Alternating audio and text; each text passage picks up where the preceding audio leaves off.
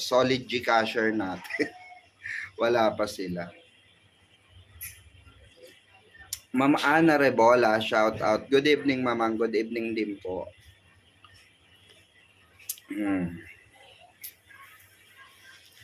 Ayan. Ma'am Maria De La Cruz, shout out. Good evening, ma'am.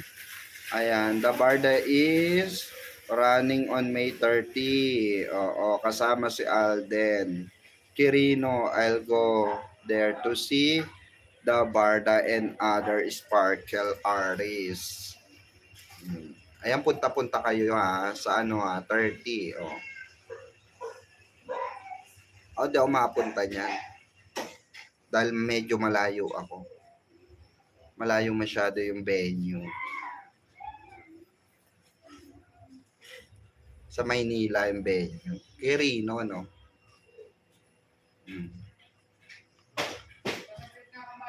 Quirino ano ba? Quirino Grandstand. Aray ko, napaso. Quirino Grandstand ba? Ang aga natin mag-live, no? Sana yung iba ang late na ako mag-live. Ngayon napaga ako mag-live kasi wala akong live kahapon. Toto yung pinto. So kaya nag-live ako ngayon. Wala na, alos ubos na rin ang na-issue nila kay David. Ito yung pangit sa mga basher, no? Pag wala na sila ma-issue, gagawa na lang sila ng kwento. Diba? Quirino Grandstand. Gagawa na lang sila ng issue. Pag wala na sila ma-issue. Kasi nga, flop lahat nung nila. In-issue nila kay David. Diba? Wala man lang nag-stand out. Kasi, yung mga ganon, literal na walang mga alam yun. Diba? Tignan nyo nga sa interview ni Barbie ngayon. Yung, sino na nakapanood nun sa Trigger, diba? Yung guesting niya sa Trigger podcast. Diba? Tinanong pa rin siya kung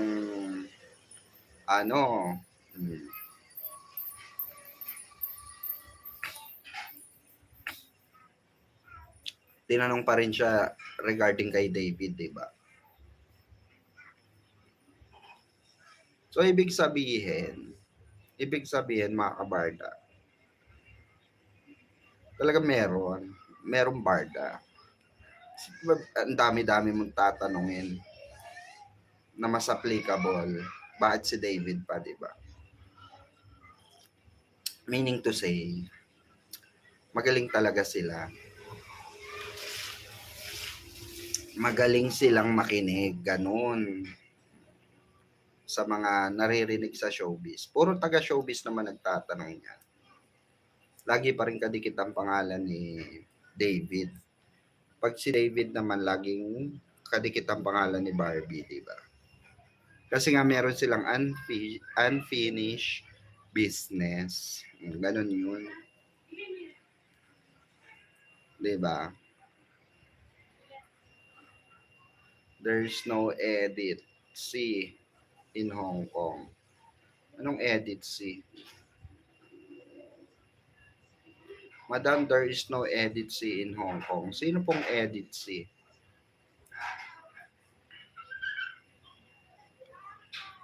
Sino po yun, Ma'am Rose Cruz.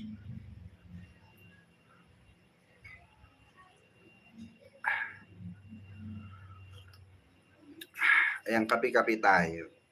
Sa lahat ng mga nasa ibang bansa dyan, good morning, magkapi-kapi na kayo. Especially yung nasa Denver dyan. Ayan, si Ma'am Rose Cruz. Ayan, magkapi ka na, Ma'am Rose Cruz.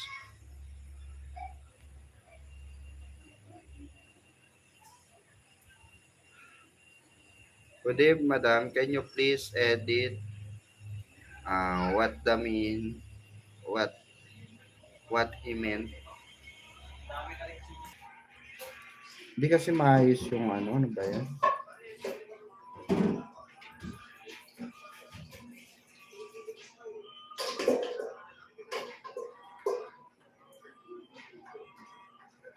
Ayan. Ma'am, tell to your wife, Happy Mother's Day to her. Ayan. Salamat po, Ma'am Catherine. Ganun pa rin? Ang ano pa rin? Live. Oh. Live chat. Ba't ganun?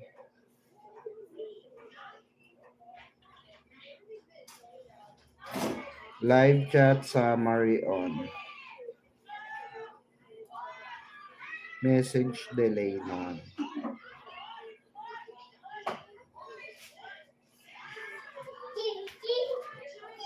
Okay na?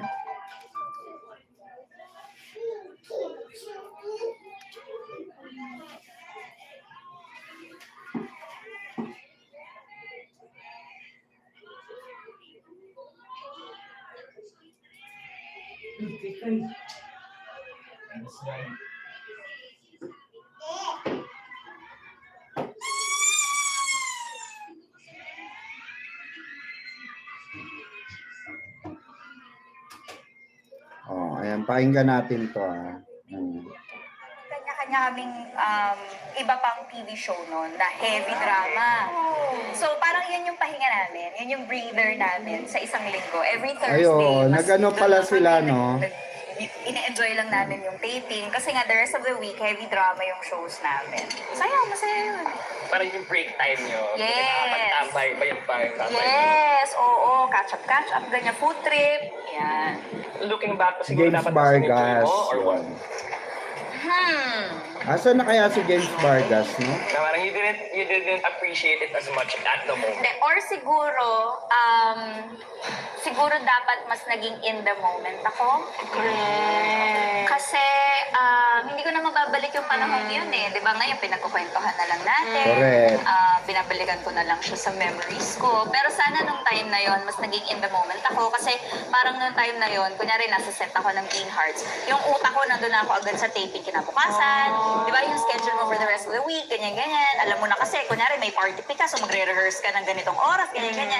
Kumbaga wala dun talaga yung isip mo. I mean, as much as you want to try to enjoy the company of your friends, syempre working ka eh. So hindi mo maaalis sa isip mo yun na may schedule ka the next day or the rest of the week. So mas yun siguro, mas to be more present sana. Masasabi mo ba na parang yun yung time na pakit role ka pa nun? Oo, Yun yung image ng 13 pakit na eh. talaga. Yan. Nag-headband din ako noon. Nag-headband, pero Bakit pink lang dinamit sa mo akin. nun? Hindi pala. Actually, hindi. Ano yung mga headband nila sa akin. Tapos may ribbon. Yan, mga ganyan. Mga may clip-clip dito. Naalala ko dati si Jody ng Stairway to Heaven. Doon nauso yung mga clip, mga hair clip. Yan, mga ganyan. Oo, baby girl era ko yun. Ayun, no? Tayo naman, punta naman tayo sa atin. Oh, sige. Ano na ba ang generation of gusto? Parang sabi na naman inaano yung edad ko dito. Sige, meron lang tayo. Hindi ako Para tuloy ang feeling ni Barbie. And aba kasama niya itong mga to. Parang ang thunders na niya, no? Oh. Kasi nga, di ba, alam naman na kasi ni Barbie na kung gaano na rin siya katagal sa show business. Kaya parang, di ba, sa tagal niya sa show business, parang ang feeling niya, tanda-tanda na niya. Well, nagiging ano naman na talaga yon. Nagiging marka na rin naman talaga ng artista yon na pag ilang dekada ka na sa show business, like Barbie Forteza, ilang dekada na sa show business, di ba? So, ano na rin, kumbaga, nakakaramdam na rin siya ng seniority, di ba? Nakakaramdam na rin siya lalo na pag mga baguhan na artista, yung ano niya. Although hindi naman kalayuan yung mga edad, 'di ba? Pero kasi yung tinatawag na tinatawag na appearances, 'di ba? Kung kailan lang nag-appear yung mga nag-interview sa kanya rito or nakakasama niya rito, 'di ba? So parang 'yun naiisip niya, 'di ba, na Ay, parang ang syonda-syonda naman na, di ba? O, tuloy natin. Ano po edad na to? Teka lang, umiinom ah. Age reveal ah. Nagulat ako kasi alam ko edad nito. Alam ko edad na to. Hindi kasi dati, di ba nagka-work tayo sa Daig? Eh, syempre, ang Tita Barbie, sabi niya sa pag may bago ako makaka-work. Tita Barbie. Pag may bago ako makaka-work, syempre sinesearch ko sa ano na lang. Oo, yan, ganyan. Research. Bagets naman. Pero kasi kasama rin niya si Sonia na ano din, bagets din. So, sakto. Gabi naalala, pinakabahan pa ako nun. Oh? Kasi first time ko na maka-work na time artist si Ate Bird. Oy, grabe. So, nung time na yun, wala pa ako masyado experience. And yun yung time din na lagi ko ka-eksena sila Jeff, sila Ay, Sean, oh. Carves a road of Diba? salvation through the David talaga, no? David talaga yung naando. Ay, sila Jeff. Nasa pakit era siya no? Sa pakit era ko. Ay, pakit. Ay, magagalit. Sorry po, sorry po. Joke lang. Sorry po, audio po kami. Akin. Sorry,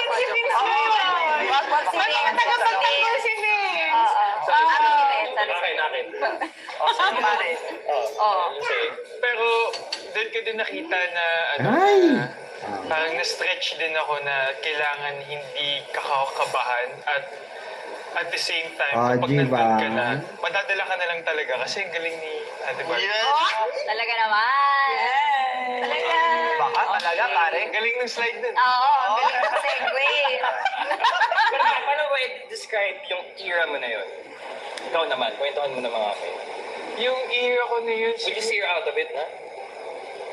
parang hindi pa nga eh. Hindi pa. Pabalik, paano din ako eh. Minsan, ganung role. Paiba-iba ako ngayon eh. Parang more of kung ano yung parang test out kung ano yung babagay pa sa akin. Parang Yes. nasa ganung era pa din ako ngayon na hindi pa din ma-distinguish kung ano talaga yung bagay sa akin. Kasi first time ko lang din, ngayon, nag-air yung Hotel 88. First time ko din na parang medyo kontrabida yung role ko. Okay. Tapos, Siya, nakita ko, pumasok ka pa rin, nakahubad na may bow tie. Yun, no? Bakit pa ba yun? Ay, formal. Tsaka putok-putok yung abs mo dun, pre. Parang hindi yun, nakakatakot yun. Nakakakit mo, nakakakit yun. Nakaboxer ka lang dun, eh. tapos ngayon ko lang din na-experience na, oh, yung role mo ngayon, 30 years old, Ilan? 30? 30? So parang, dati, pinapabata ako, ngayon, pinapatanda ako. So, ewan ko, alam mo yun, Ikaw, ina-enjoy. saan ka ba mas comfortable? Siguro nag-enjoy lang din talaga ako ngayon since parang bago siya sa akin yung parang pinapatanda ako, mas pinapamature. Mas gusto mo yun. Maybe you're slowly going out of it. Jeff and Hailey. Ako, Ikaw, Mare. actually, medyo matagal-tagal din hanggang na nawala ako sa role na student. Mostly student ako kahit na sometimes, of course, it's hard to make yourself young again. Kasi syempre kapag estudyante, there's this youthfulness, di ba? Sa ganon na role. Di ba? Innocence. But then, hindi na ako innocent. Wala ka lang. Hindi, pero yun nga, mahirap kung mawala sa ganong, Yes. lalo na if you started young, like you, di ba? Mahirap yung transition from being a young actress to an adult actress or someone who can do adult roles also. Hindi, Not just totoo yung yun. mga- Eto, totoo yun mga kabarda. Alam nyo ba, some of actresses and diyan nahihirapan ang ibang artista na nagawa agad ni Barbie. Yung pagiging adult actresses kasi is not about sexy type eh. Sa totoo lang. Ibig sabihin ng adult na eksena or adult actresses, ibig sabihin, pinag-e-evolve ka when it comes to drama. When it comes to role na parang kailangan matured ka rito, hindi ka patwitams dito, hindi ka bata rito, hindi ka sipunin na estudyante rito. Parang ganun kasi yung adult na tinatawag. Hindi porke sinabing adult, puro adult movie na yung gagawin mo. No. Adult means parang pinamamatured yung role mo, ginagawang matured na yung role mo, unti-unti. So, dito na ano si Barbie, ang bilis ng transition niya into adult actress na ano, especially sa mga roles.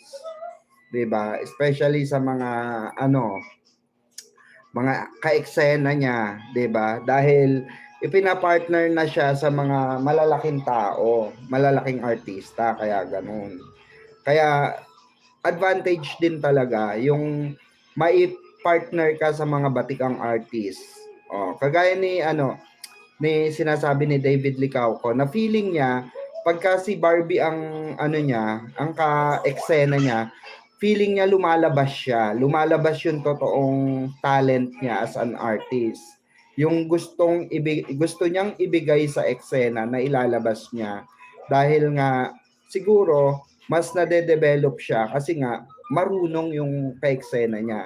Unlike kasi, ang pangit kasi talaga yung magi-start ka sa magiging kapartner mo is baguhan din. Pansinin niyo si ano eto pansinin niyo. Si ano si Joshua Garcia. 'Di ba paglabas niya ng PBB, ang mga kasama na niya agad sa ano, batikan agad, 'di ba? Imagine that. Sinalang agad siya sa pelikula, batikan na yung mga kasama kay eksena niya. And that's the good thing na ineksena agad si Joshua, nasanay agad siya sa mga matitinding eksena dahil nga matured role na agad yung binigay sa kanya, 'di ba? So while na ano na anak, 'di ba, na hindi naman totally suwail pero may pagkamatigas ang ulo na bata, 'di ba? So ganun agad yung binigay sa kanya. Hindi patuitams, 'di ba? Na may halong comedy. Ganun din kay Barbie actually eh. Nag-start siya sa mga ano, 'di ba? Younger role hanggang sa unti-unti siyang pinakawala, 'di ba? Unti-unti siyang nilabas dun sa eksena na naging komportable siya, 'di ba? Totoo 'yan. Actually, maraming artistang nahihirapan sa ganun. Pero si Barbie Fortesa kasi parang andali na lang niyang lumipat sa ganung genre or sa pagiging matured artist or matured ano, 'di ba? Si Ma'am Rose Javier, bakit may ano? Wait lang po may nag-message.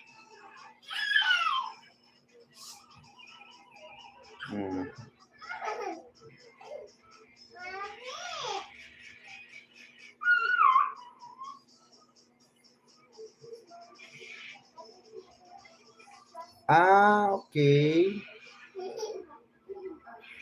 Yun nandito.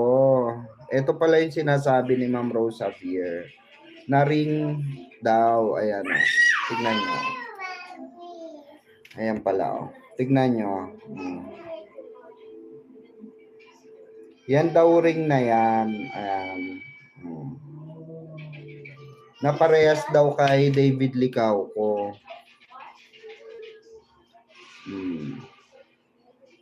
Yun sa bandang kaliwa, no?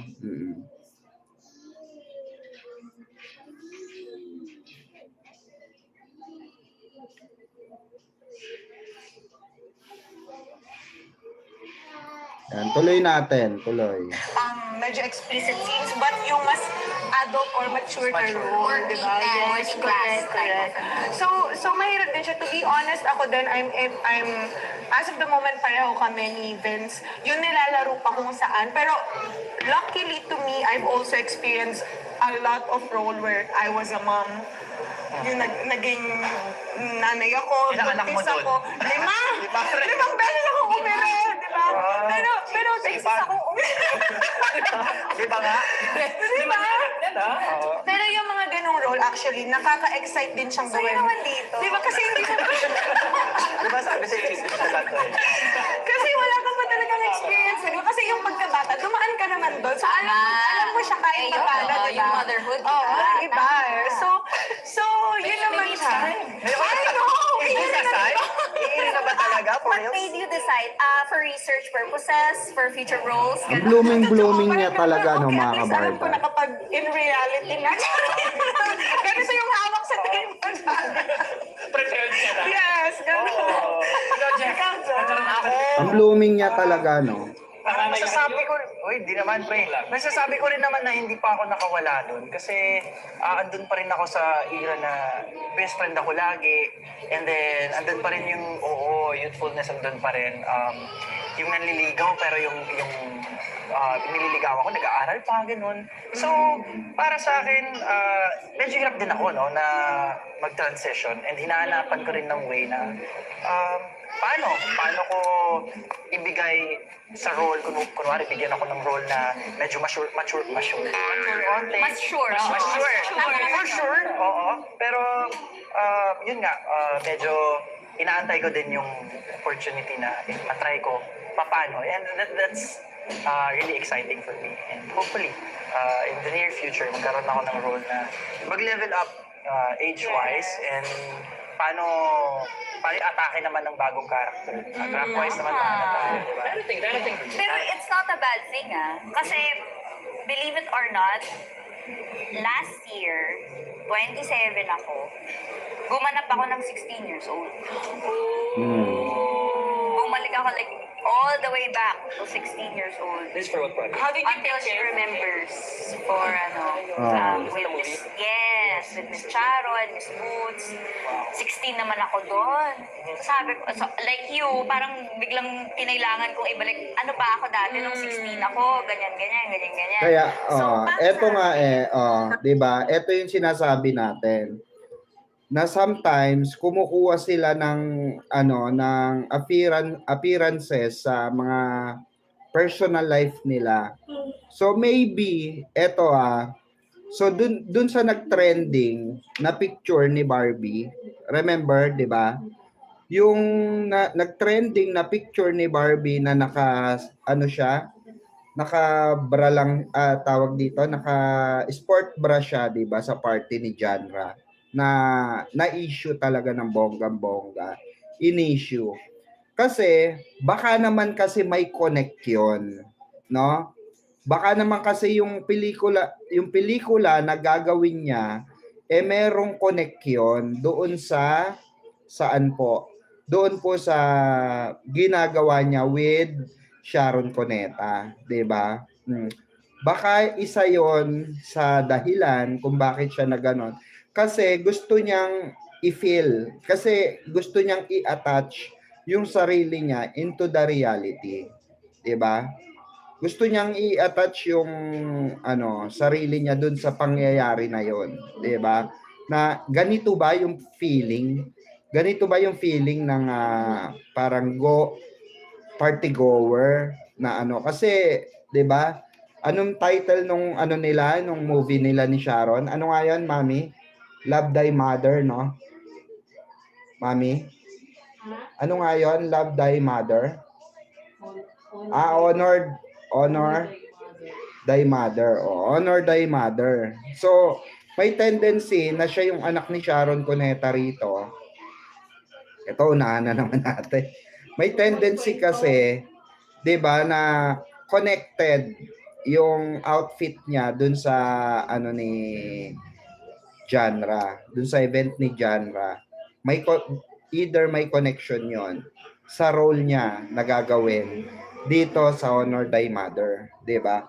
So hindi natin, kaya wag natin i-judge itong si Barbie Fortesa or kahit na sinong artist na nakikita natin sa ganung postura or ganung kasi hindi naman natin alam kung paraan niya yun for transition para may makuha siyang transition, 'di ba? Pagdating sa eksena.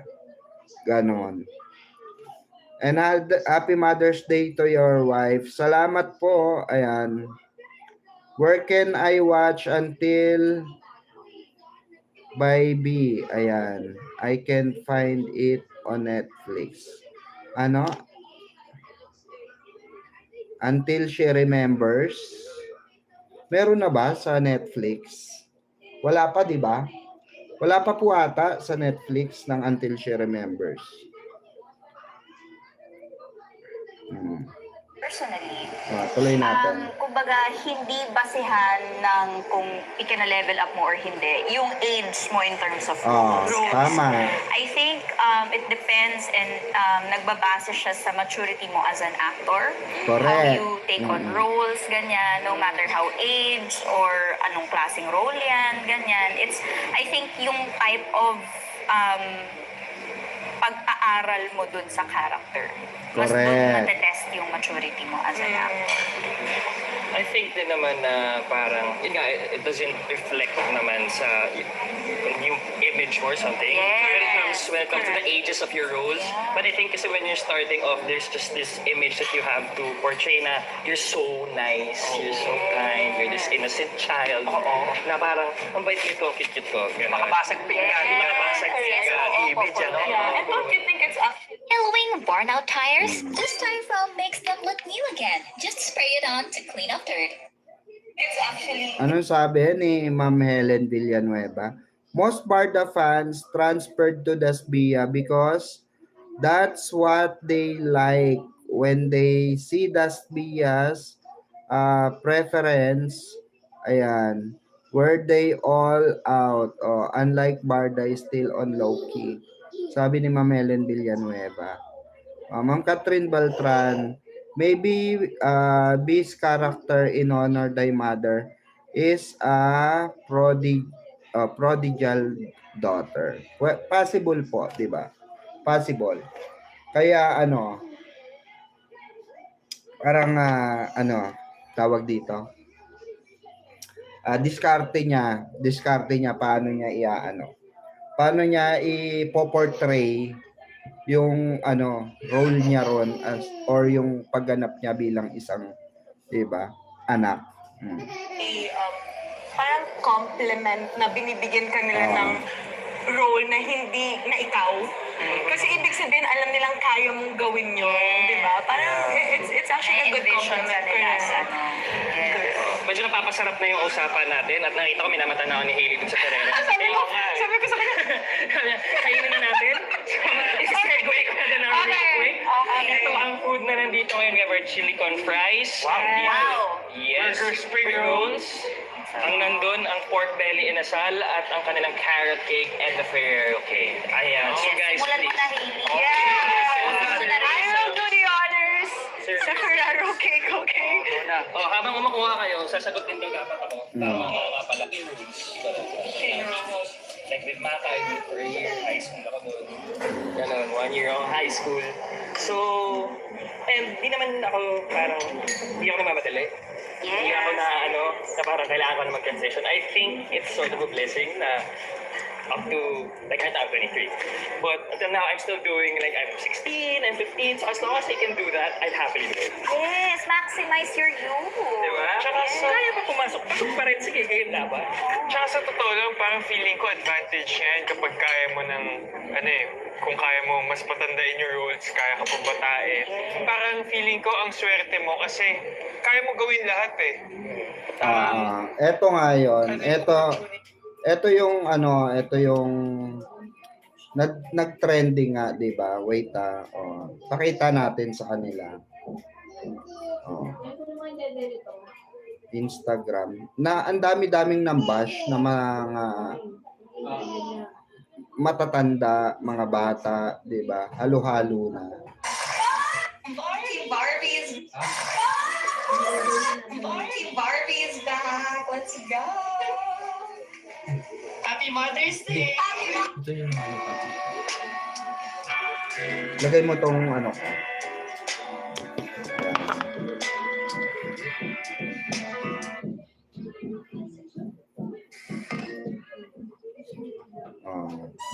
meron siyang post dito, 'di ba? Na asa na 'yon?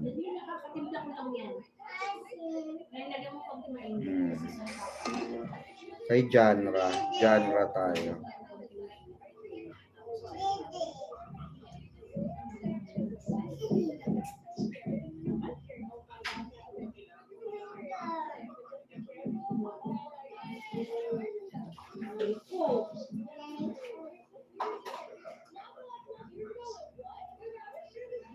ayan. So, ito, may possibility na, ano ito, ayan, o. Diba? Yung postura ni Barbie na yan, may posibilidad yan na may connection yan sa kanyang gaganapan sa love thy honor thy mother, diba? Oo. So na hindi lang masyado naintindihan ng mga fans, 'di ba?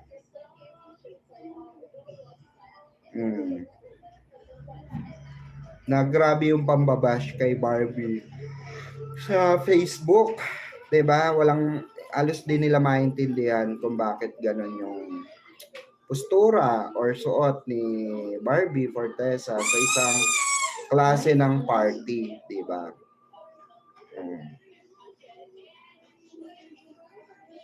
So maraming maraming ibig sabihin yan kung bakit gano'n. May tendency talaga na connected yan doon, 'di ba?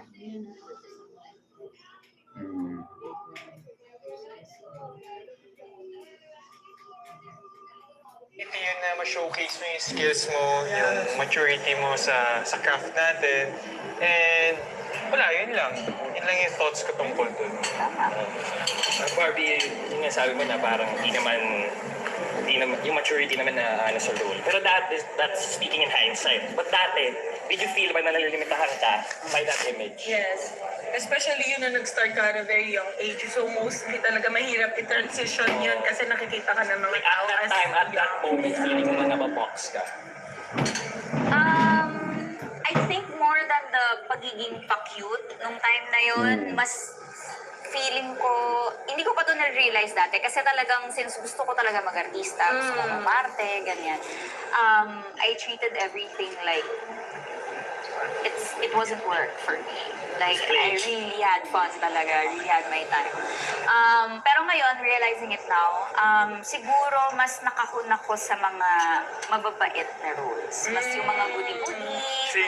Tama, di ba? Yung mga, ikaw yung lagi umiiyak, ikaw yung laging, sinasabununan, sinasaktal, ganyan, kinukulong sa kwarto. Yung mga gano'n, mas doon, I think, more than yung mga pa-cute na roles. Kasi, at the time, I was 13. So, ako rin naman personally, yung mga trip ko noon, pa-cute din naman, diba? Yung mga dresses ko noon, yung mga type ko noon, very Taylor Swift, very ganyan, mga Sunday dress. Oo, pa-cute din talaga ako as a 13-year-old girl. So, I guess Like yun and lang, share po, mga yung kabarda. roles lang, masyadong nakahon ako sa mababait lahat.